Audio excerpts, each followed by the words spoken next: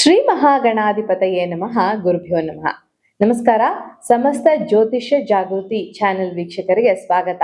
ಇವತ್ತು ಒಂದು ಹೊಸ ಸಂಚಿಕೆ, ಹೊಸದಾದಂತಹ ಹೊಸ ವರ್ಷಕ್ಕೆ ಎಲ್ಲರಿಗೂ ಶುಭಾಶಯಗಳನ್ನ ಕೋರ್ತಾ, ಇನ್ನೇನು ಕೆಲವೇ ದಿನಗಳಲ್ಲಿ ನಮ್ಮ ಇಂಗ್ಲಿಷ್ ಕ್ಯಾಲೆಂಡರ್ ಬದಲಾವಣೆ ಆಗುತ್ತೆ. ಡಿಸೆಂಬರ್ ತಿಂಗಳಲ್ಲಿ ನಾವಿದ್ದೀವಿ, ಜಾನ್ವರಿಗೆ ಹೊಸ ವರ್ಷ ಬದಲಾವಣೆ ಆಗುತ್ತೆ. ಹೊಸ ವರ್ಷಕ್ಕೆ ಯಾವ ರೀತಿಯ ಫಲಗಳು, ದ್ವಾದಶ ರಾಶಿಗೆ ಎಲ್ಲರಿಗೂ ಕುತೂಹಲ ಇರುತ್ತೆ, ಯಾವ ರೀತಿ ಫಲಗಳು ಸಿಗ್ಬೋದು ನಮಗೆ ಅಂತ ಹೇಳ್ಬಿಟ್ಟು. ಸೊ ಈ ವಿಡಿಯೋದಲ್ಲಿ ನಾವು ಪ್ರತಿದಿನಾನು ಒಂದೊಂದು ರಾಶಿಯಂತೆ ಒಂದು ಸೀರೀಸ್ ನ ಮಾಡೋಣ. 12 ರಾಶಿಗಳಿಗೆ ಡೀಟೈಲ್ ಆದಂತಹ ವರ್ಷ ಭವಿಷ್ಯವನ್ನ ನಾನು ಇವತ್ತು ಕೊಡ್ತೀನಿ.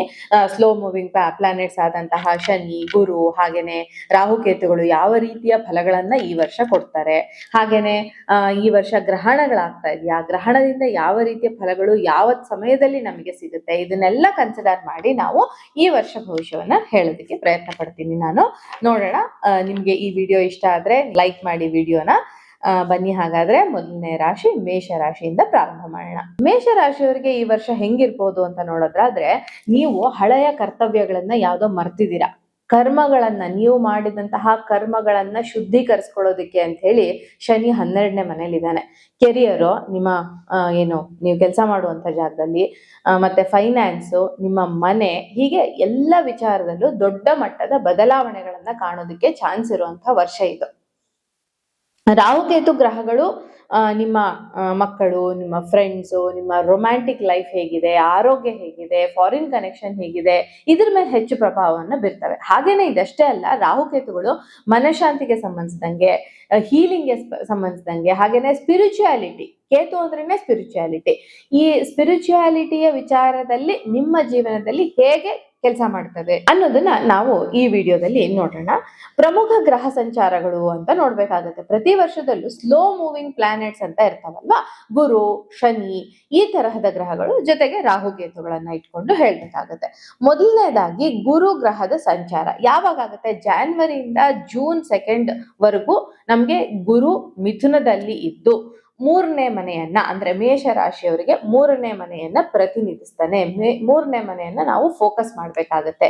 3ನೇ ಮನೆ ಅಂದ ತಕ್ಷಣ ನಿಮ್ಮ ಕಮ್ಯುನಿಕೇಶನ್ ತುಂಬಾ ಚೆನ್ನಾಗಿರುತ್ತೆ, ನಿಮ್ಮ ಟೀಚಿಂಗ್ ಸ್ಕಿಲ್ಸ್ ಜಾಸ್ತಿ ಆಗುತ್ತೆ. ಹಾಗೇನೆ ನೀವೇನಾದ್ರೂ ಬರವಣಿಗೆ ಮಾಡ್ತಾ ಇದ್ರೆ, ರೈಟರ್ಸ್ ಆಗಿದ್ರೆ, ಅಲ್ಲಿ ನಿಮ್ಮ ಒಂದು ಗಟ್ಟಿತನವನ್ನ ತೋರಿಸ್ಕೊಳ್ಳುವಂತಹ ಸಮಯ ಇದು. ಸೋಷಿಯಲ್ ಮೀಡಿಯಾ ಗ್ರೋ ಆಗೋದಕ್ಕೆ ಅವಕಾಶ ಇರುತ್ತೆ. ಸಿಬ್ಲಿಂಗ್ಸು ಅಥವಾ ಕಸಿನ್ಸ್ ಜೊತೆಗೆ ಸಂಬಂಧ ಸುಧಾರಣೆ ಮಾಡ್ಕೊಳ್ಳೋದಕ್ಕೆ ಮೇಷರಾಶಿಯವರಿಗೆ ಏಪ್ರಿಲ್ ವರೆಗೂ ಸುಧಾರಣೆ ಮಾಡ್ಕೊಳ್ಳೋದಕ್ಕೆ ಅವಕಾಶ ಇರುತ್ತೆ. ಶಾರ್ಟ್ ಟ್ರಾವೆಲ್, ಹತ್ತಿರದ ಒಂದು ಪ್ರಯಾಣಗಳನ್ನ ಮಾಡೋದಕ್ಕೆ ಅವಕಾಶ ಇರುತ್ತೆ. ಟ್ರೈನಿಂಗ್ ಗಳನ್ನ ತಗೊಳ್ತೀರಾ, ಹೊಸದನ್ನ ಕಲಿಯೋದಕ್ಕೆ ಅವಕಾಶ ಇರುತ್ತೆ. ಜಾನ್ವರಿಯಿಂದ ಮಾರ್ಚ್ ವರೆಗೂ ರೆಟ್ರೋಗ್ರೇಡೇಷನ್ ಅಲ್ಲಿ ಇರೋದ್ರಿಂದ ಸ್ವಲ್ಪ ಡಿಸಿಷನ್ ಮೇಕಿಂಗ್ ಸ್ಲೋ ಆಗಿರೋದಕ್ಕೆ, ತುಂಬಾ ನಿಧಾನವಾಗಿ ಗುರುವಿನ ಈ ಸಂಚಾರದಿಂದ ನಿಧಾನಕ್ಕೆ ನೀವು ಡಿಸಿಷನ್ಸ್ ನ ತಗೊಳ್ತೀರಾ. ಇನ್ನು ಜೂನ್ 2ರ ನಂತರ ಗುರು ಕರ್ಕಾಟಕದಲ್ಲಿ, ಅಂದ್ರೆ ನಿಮ್ಮ ರಾಶಿಯಿಂದ 4ನೇ ಮನೆಯಲ್ಲಿ, ಅದರಲ್ಲೂ ಎಕ್ಸಾಲ್ಟೆಡ್ ಆಗಿ ಇರ್ತಾನೆ, ಅಂದ್ರೆ ಉಚ್ಚ ಸ್ಥಾನದಲ್ಲಿ ಇರ್ತಾನೆ. ಇದು ಅತ್ಯಂತ ಬಲವಾದಂತಹ ಸ್ಥಾನ, ಕೇಂದ್ರ ಸ್ಥಾನ ಅಂತ ಕೂಡ ಕರಿತೀವಿ 4ನೇ ಮನೆಯನ್ನ. ಸೊ ಇಂತಹ ಮನೆಯಲ್ಲಿದ್ದಾಗ ನೀವು ಮನೆ ಕಟ್ಟಬೇಕು ಅಂತಿದ್ದೀರಾ, ಅದು ಆಗೋದಕ್ಕೆ ಅವಕಾಶ ಇರುತ್ತೆ. ವೆಹಿಕಲ್ಸ್ ತಗೋಬೇಕು ಅಂತಿದ್ದೀರಾ, ಅದಾಗತ್ತೆ. ಪ್ರಾಪರ್ಟಿಗಳನ್ನ ಮಾಡ್ಕೊಳ್ಬೇಕು ಅಂದ್ರೆ ಅದು ಕೂಡ ಪಾಸಿಟಿವ್ ಆಗಿ ಮುಂದೆ ಹೋಗುವಂತ ಸಮಯ ಇದು. ಇನ್ನು ಫ್ಯಾಮಿಲಿ ಬಾಂಡಿಂಗು, ಅದರಲ್ಲೂ ನಿಮ್ಮ ತಾಯಿಯ ಜೊತೆಗೆ ಸಂಬಂಧ ತುಂಬಾ ಚೆನ್ನಾಗಿರುತ್ತೆ.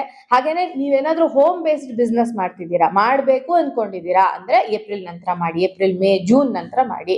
ಆನ್ಲೈನ್ ಕೋಚಿಂಗ್ ಮಾಡ್ಬೇಕು ಅಂತ ಇದ್ದೀರಾ ಅಂತ ಅಂದ್ರೆ ಕೂಡ ನೀವು ಈ ಸಮಯದಲ್ಲಿ ಅದನ್ನ ಸ್ಟಾರ್ಟ್ ಮಾಡೋದಕ್ಕೆ ಅವಕಾಶ ಇರುತ್ತೆ. ಇನ್ನು ಶನಿ ವಿಚಾರಕ್ಕೆ ಬಂದ್ರೆ 12ನೇ ಮನೆ, ಇಡೀ ವರ್ಷ 12ನೇ ಮನೆಯಲ್ಲೇ ಇರ್ತಾನೆ ಮೇಷರಾಶಿಯವರಿಗೆ ಶನಿ. ಸೊ ಹಂಗಾಗಿ ನಿಮ್ಮ ಮೈಂಡ್ಗೆ ಪ್ರೆಷರ್ ಜಾಸ್ತಿ ಆಗುತ್ತೆ. ಸಾಡೆ ಸಾತಿನಲ್ಲಿ ಯೂಶಲಿ ಪ್ರೆಷರ್ ಜಾಸ್ತಿ ಆಗೋದಕ್ಕೆ ಅವಕಾಶ ಇರುತ್ತೆ. ಆಂಗ್ಸೈಟಿ ಜಾಸ್ತಿ ಆಗುತ್ತೆ. ಓವರ್ ಥಿಂಕಿಂಗ್ ಮಾಡ್ತೀರಾ. ಐಸೋಲೇಷನ್ ಅಂದ್ರೆ ನೀವು ಒಬ್ಬರೇ ಇರ್ಬೇಕಪ್ಪ, ಅಥವಾ ನಾನು ಒಂಟಿ ಆಗ್ಬಿಟ್ಟಿದ್ದೀನಿ ಅನ್ನೋ ಫೀಲಿಂಗ್ ನಿಮ್ಗೆ ಜಾಸ್ತಿ ಆಗ್ಬಹುದು. ಮತ್ತೆ ಫಾರಿನ್ ಟ್ರಾವೆಲ್ ಆಗೋದಕ್ಕೆ ಅವಕಾಶ ಇರುತ್ತೆ. ವೀಸಾ ತಗೊಳ್ಬೇಕು ಅಂತ ಏನಾದ್ರು ಹೊಡೆದಾಡ್ತಾ ಇದ್ರೆ ಅದಕ್ಕೆ ಅವಕಾಶ ಇದೆ. ಹಾಸ್ಪಿಟಲ್ ನಲ್ಲಿ ಏನಾದ್ರು ಇದಾರೆ, ಯಾರಾದ್ರೂ ಈ ಟೈಮಲ್ಲಿ ಏನಾದ್ರು ಹಾಸ್ಪಿಟಲೈಸೇಷನ್ ಆದ್ರೆ ಅಲ್ಲಿಂದ ಹೊರಗೆ ಬರೋದು ಕೂಡ ಚಾನ್ಸಸ್ ಇದೆ. ಆದ್ರೆ ಎಕ್ಸ್ಪೆನ್ಸಸ್ ಜಾಸ್ತಿ ಆಗೋ ಚಾನ್ಸಸ್ ಇರುತ್ತೆ. ಹಾಸ್ಪಿಟಲೈಸೇಷನ್, ಅದರಿಂದ ಎಕ್ಸ್ಪೆನ್ಸಸ್, ಇಲ್ಲಿ ನಿಮ್ಮ ಪ್ರಾಣಹಾನಿ ಅಂತ ನಾನು ಹೇಳಲ್ಲ, ಆಸ್ಪತ್ರೆಗೆ ಹೆಚ್ಚು ದುಡ್ಡನ್ನ ಖರ್ಚು ಮಾಡೋ ರೀತಿ ಆಗಬಹುದು. ಹಾಗೇನೆ ಅಡಿಕ್ಷನ್ಗಳು, ನಿಮ್ಗೆ ಏನಾದ್ರೂ ಅಡಿಕ್ಷನ್ಸ್ ಇದ್ರೆ ಅದು ಜಾಸ್ತಿ ಆಗುತ್ತೆ. ಇನ್ನು ಮಾರ್ಚ್ ಏಪ್ರಿಲ್ ತಿಂಗಳಲ್ಲಿ ಸ್ವಲ್ಪ ಮನಸ್ಸು ದುರ್ಬಲ ಆಗೋದಕ್ಕೆ ಅವಕಾಶ ಇರುತ್ತೆ. ಇನ್ನು 27 ಜುಲೈ ಇಂದ 11 ಡಿಸೆಂಬರ್ ವರೆಗೂ ಕೆಲವು ಹಳೆಯ ಸಮಸ್ಯೆಗಳು ಏನಿರುತ್ತೆ ಅದಕ್ಕೆ ನೀವು ಸಫರ್ ಆಗ್ತಿರ್ತೀರ ಮುಂದೆ ಕೂಡ. ಅಂದ್ರೆ ಈ ಟೈಮಲ್ಲಿ ಹಳೆಯ ಸಮಸ್ಯೆಗಳೇನಿದೆ ಅದರಿಂದ ನೀವು ಸಫರ್ ಆಗೋದಕ್ಕೆ ಅವಕಾಶ ಇರುತ್ತೆ, ಅದು ಶನಿಯ ಪ್ರಭಾವದಿಂದ. ಇನ್ನು ರಾಹುಕೇತುಗಳ ಸಂಚಾರ ಅಂತ ತಗೊಂಡಾಗ ಡಿಸೆಂಬರ್ 5, 2026 ಮ್ಯಾಕ್ಸಿಮಮ್ ಈ ಇಯರ್ ಫುಲ್ ನಮ್ಗೆ ಕುಂಭದಲ್ಲಿ ರಾಹು ಅಂದ್ರೆ ಮೇಷರಾಶಿಯವರಿಗೆ 11ನೇ ಮನೆಯಲ್ಲೇ ರಾಹು, ಕೇತು ಬಂದು ಸಿಂಹದಲ್ಲಿ 5ನೇ ಮನೆಯಲ್ಲಿ ಹಿಂಗೆ ಇರುವಂಥದ್ದು. ಅದಾದ ನಂತರ ಮತ್ತೆ ರಾಹುಕೇತುಗಳ ಸ್ಥಾನ ಬದಲಾವಣೆ ಆಗುತ್ತೆ, ಆದ್ರೆ ಅದು ವರ್ಷಾಂತ್ಯಕ್ಕೆ ಬಂದ್ಬಿಡುತ್ತೆ. ರಾಹು ಬಂದು ಮಕರ ರಾಶಿ ಪ್ರವೇಶ ಆಗುತ್ತೆ, ಕೇತು ಬಂದು ಕರ್ಕಾಟಕ ರಾಶಿಗೆ ಪ್ರವೇಶ ಆಗುತ್ತೆ. ಆವಾಗ ಬೇರೆ ತರದ ರಿಸಲ್ಟ್ಸ್ ನ ನಾವು ಅನುಭವಿಸ್ಬೇಕಾಗುತ್ತೆ. ಆದ್ರೆ ಇಲ್ಲಿ ಏನಂದ್ರೆ ಮ್ಯಾಕ್ಸಿಮಮ್ ಮೇಜರ್ ವರ್ಷದ ಏನು ಫುಲ್ ವರ್ಷ ಏನಿದೆ ಇದು ಆಲ್ಮೋಸ್ಟ್ ನಿಮ್ಗೆ ಮೇಷರಾಶಿಯವರಿಗೆ 11ರಲ್ಲಿನೇ ಇದು ಏನು ರಾಹು ಇರುವಂತದ್ದನ್ನ ನಾವು ನೋಡ್ಬೋದು ಅಂತ. ಇನ್ನು ಮೇಷರಾಶಿಯವರಿಗೆ ಈ ರಾಹುಕೇತುಗಳ ಎಫೆಕ್ಟ್ ಹೆಂಗಿರುತ್ತೆ ಅಂತ ಹೇಳ್ಬೇಕು ಅಂತಂದ್ರೆ, ರಾಹುವಿನ ಎಫೆಕ್ಟ್ ಇಂದ ನಿಮ್ಮ ಇನ್ಕಮ್ ಗ್ರೋ ಆಗುತ್ತೆ, ಸೋಷಿಯಲ್ ಮೀಡಿಯಾ ಪಾಪ್ಯುಲಾರಿಟಿ ಜಾಸ್ತಿ ಆಗುತ್ತೆ. ನೀವೇನಾದ್ರೂ ಮೇಷರಾಶಿಯಲ್ಲಿ ಹುಟ್ಟಿದ್ದು ಸೋಷಿಯಲ್ ಮೀಡಿಯಾದಲ್ಲಿ ನೀವು ಆಕ್ಟಿವ್ ಆಗಿದ್ರೆ ನಿಮ್ಮ ಪಾಪ್ಯುಲಾರಿಟಿ ಡೆಫಿನೆಟ್ ಆಗಿ ಜಾಸ್ತಿ ಆಗುತ್ತೆ. ಹೊಸ ಫ್ರೆಂಡ್ಸ್ ಆಗ್ತಾರೆ, ಯೂಸ್ಫುಲ್ ನೆಟ್ವರ್ಕ್ ಬಿಲ್ಡ್ ಆಗುತ್ತೆ, ಹೊಸ ನೆಟ್ವರ್ಕ್ ಬಿಲ್ಡ್ ಆಗುತ್ತೆ. ಮತ್ತೆ ಗ್ಯಾಂಬ್ಲಿಂಗು ಮತ್ತೆ ಶಾರ್ಟ್ ಕಟ್ ಅಲ್ಲಿ ಏನಾದ್ರೂ ದುಡಿತೀನಿ ಅಂತ ಹೋದ್ರೆ ತೊಂದರೆಗೊಳಗಾಗಬೇಕಾಗುತ್ತೆ. You should be very careful, ಆ ವಿಚಾರದಲ್ಲಿ ತುಂಬಾ ಕೇರ್ಫುಲ್ ಆಗಿರ್ಬೇಕು. ಹಾಗೇನೆ ಕೆಲವು ಏನು ಅಂತರ್ಜಾಲಕ್ಕೆ ಸಂಬಂಧಿಸಿದಂತಹ ವಿಚಾರದಲ್ಲಿ ಅಂದ್ರೆ ಸೋಷಿಯಲ್ ಮೀಡಿಯಾದಲ್ಲಿ ಕೆಲಸ ಮಾಡ್ತಾ ಇರುವಂತವ್ರಿಗೆ ಒಂದು ಲಕ್ ಜಾಸ್ತಿ ಆಗುವಂತಹ ವರ್ಷ ಇದು ಅಂತ ಹೇಳ್ಬೋದು. ಇನ್ನು ಕೇತು ಬಂದು 5ನೇ ಮನೆಯಲ್ಲಿ ಜನವರಿಯಿಂದ ಡಿಸೆಂಬರ್ ವರೆಗೂ, ಯಾಕೆಂದ್ರೆ ಅವರಿಬ್ರು ಪ್ಯಾರಲಲ್ ಆಗಿ ಒಂದೇ ತರ ಮೂವ್ ಆಗ್ತಾರೆ. ಹಾಗಾಗಿ ನಮ್ಗೆ ರಾಹು ಯಾವಾಗ ಮೂವ್ ಆಗ್ತಾನೋ ಕೇತು ಅವಾಗ್ಲೇನೆ ಮೂವ್ ಆಗೋದು. ಸೊ ಒಂಥರ ಯಾವ್ದ್ರಲ್ಲೂ ಇಂಟ್ರೆಸ್ಟ್ ಇಲ್ಲದೆ ಇರುವಂತದ್ದು, ಅದರಲ್ಲೂ ಫ್ಯಾಮಿಲಿ ಡಿಟ್ಯಾಚ್ಮೆಂಟ್ ಆಗುವಂತ ಅವಕಾಶ ಇರುತ್ತೆ, ಲವ್ ಡಿಟ್ಯಾಚ್ಮೆಂಟ್ ಆಗುವಂತ ಅವಕಾಶ ಇರುತ್ತೆ, ಲವ್ ಫೇಲ್ಯೂರ್ ಆಗುವಂತಕ್ಕೆ ಅವಕಾಶ ಇರುತ್ತೆ, ಮಕ್ಕಳ ಹೆಲ್ತ್ ರಿಲೇಟೆಡ್ ಇಶ್ಯೂಸ್ ಬರೋದಕ್ಕೆ ಅವಕಾಶ ಇರುತ್ತೆ. ಎಜುಕೇಶನ್, ಮಕ್ಕಳ ಎಜುಕೇಶನ್ ಬಗ್ಗೆ ನೀವೇನಾದ್ರೂ ಮೇಷರಾಶಿಯಲ್ಲಿ ಹುಟ್ಟಿದ್ರೆ ಮಕ್ಕಳ ಎಜುಕೇಶನ್ ಬಗ್ಗೆ ನೀವು ತುಂಬಾ ಹೆಚ್ಚು ಒಂದು ಫೋಕಸ್ ನ ಮಾಡಿ ಅವ್ರನ್ನ ಇದು ಮುಂದೆ ತರಬೇಕಾಗತ್ತೆ.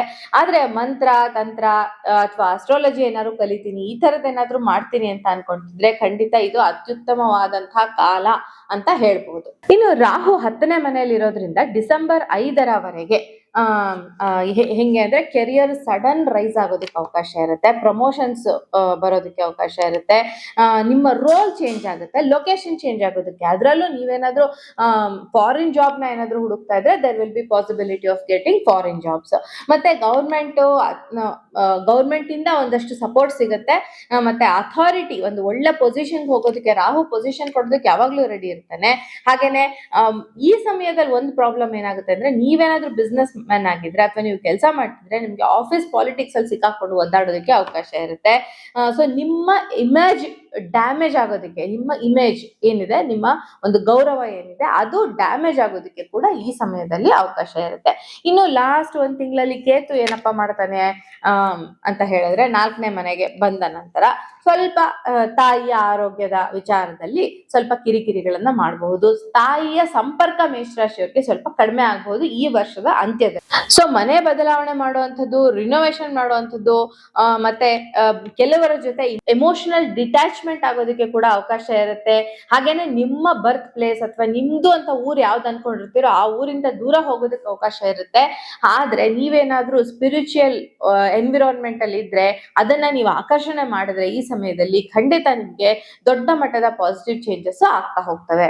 ಇನ್ನು 2026ರಲ್ಲಿ ಮೇಷರಾಶಿಗೆ ಕೆಲವು ಎಕ್ಲಿಪ್ಸ್ಗಳು ಅಂದ್ರೆ ಗ್ರಹಣಗಳಿಂದ ಯಾವ್ದು ರೀತಿ ಪ್ರಭಾವ ಅಂತ. 17 ಫೆಬ್ರವರಿ 2026 ಸೋಲಾರ್ ಎಕ್ಲಿಪ್ಸ್ ಇರುವಂತದ್ದು. ಇದನ್ನ ಡೀಟೇಲ್ ಆಗಿ ನಾವು ನಂತರ ನೋಡೋಣ. ಯಾವ ರೀತಿಯ ಫಲಗಳನ್ನ ಮಾಡ್ಬೇಕು, ಏನು ಪರಿಹಾರ ಮಾಡ್ಕೋಬೇಕು, ಅದನ್ನೆಲ್ಲ ನಾವು ನಂತರದ ದಿನಗಳಲ್ಲಿ ನೋಡೋಣ, ಅದೆಷ್ಟು ಮಟ್ಟಿಗೆ ಪ್ರಭಾವ ಬೀರುತ್ತೆ ಅಂತ. ಇವತ್ತು ಸ್ವಲ್ಪ ಈ ಗ್ರಹಣದ ಎಫೆಕ್ಟ್ ಇಂದ ಫ್ರೆಂಡ್ ಸರ್ಕಲ್ ಚೇಂಜ್ ಆಗೋದಕ್ಕೆ ಅವಕಾಶ ಇರುತ್ತೆ.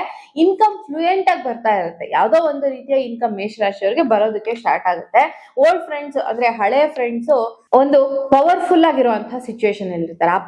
ಆ ಪವರ್ಫುಲ್ ಆಗಿರುವಂತ ಫ್ರೆಂಡ್ಸ್ ನಿಮ್ಗೆ ಕಾಂಟ್ಯಾಕ್ಟ್ ಗೆ ಬರ್ತಾರೆ. ನ್ಯೂ ವೆಂಚರ್ಸ್ ಏನಾದ್ರು ಸ್ಟಾರ್ಟ್ ಮಾಡ್ಬೇಕು ಅಂತಿದ್ರೆ ಈ ಗ್ರಹಣದ ಸಮಯದಲ್ಲಿ ಸ್ಟಾರ್ಟ್ ಮಾಡೋದು ಅಷ್ಟು ಒಳ್ಳೆಯದಲ್ಲ. ಗ್ರಹಣದ ಸಮಯದಲ್ಲಿ ಯಾವುದೇ ಶುಭ ಕೆಲಸಗಳನ್ನ ಮಾಡುವಂತದ್ದು ತಪ್ಪಾಗುತ್ತೆ. ಸೊ ಹಾಗಾಗಿ ಇದು ಮುಗಿದ ನಂತರ ನೀವು ಅದನ್ನ ಮಾಡ್ಕೊಳ್ಬೇಕಾಗತ್ತೆ. ಇನ್ನು ಮುಂದೆ ಬರುವಂತಹ ಎಕ್ಲಿಪ್ಸ್ ಅಂದ್ರೆ 3 ಮೇ 2026 ಲೂನಾರ್ ಎಕ್ಲಿಪ್ಸ್ ಇದು. ಸೊ ಇದು ಬಂದು ಕನ್ಯಾ ರಾಶಿಯಲ್ಲಿ ಆಗುವಂಥದ್ದು.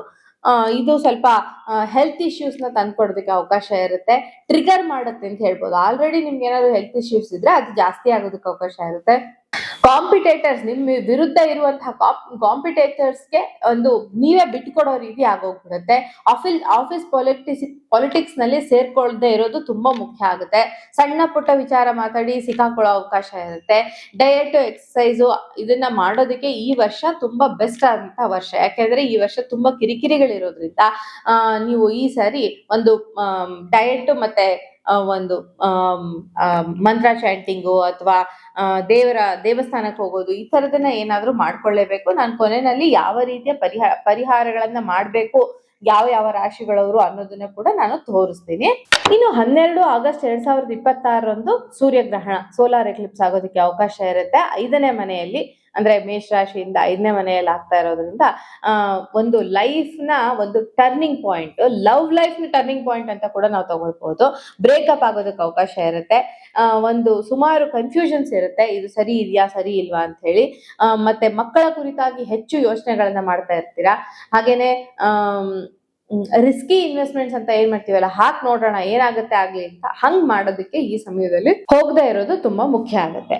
ಇನ್ನು ಮುಂದೆ ಬರುವಂತಹ ಎಕ್ಲಿಪ್ಸ್ ಅಂದ್ರೆ ಲೂನಾರ್ ಎಕ್ಲಿಪ್ಸ್ ಅಂತ ಹೇಳಿ, ಇದು ಚಂದ್ರಗ್ರಹಣ 28 ಆಗಸ್ಟ್ 2026 ದಿನ ಈ ಗ್ರಹಣ ಸಂಭವಿಸುವಂಥದ್ದು.